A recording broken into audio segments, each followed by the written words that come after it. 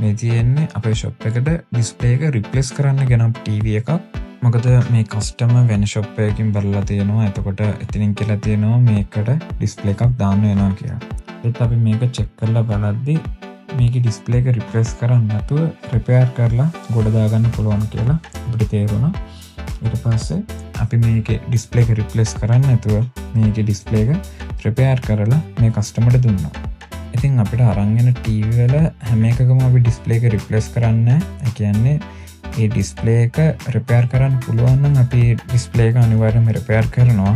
එහෙම නැත්නම් තමයි අපි කස්ටමර්ට කියන්නේ මේකේ ඩිස්ප්ලේ එක රිප්ලේස් කරන්න වෙනවා කියලා. මොකද ටීවී එක ගණන් වැඩිම පාර්ට් එක තමයි ඩිස්ප්ලේ එක.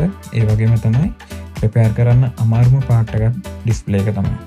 ඉතින් ඔයාලගෙත් මේ වගේ ටීවී තියෙනවා නම් රිපෙයාර් කරගන්න කෝල් එකක් දීලා අරන් එන්න අපි ළඟට.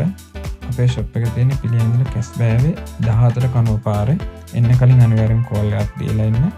කෝල් එක ආන්සර් කරන්නේ නැතුනොත් එimhe අනිවාර්යෙන් මෙන්න මේ නම්බර් එකට WhatsApp message එකක් දාන්න.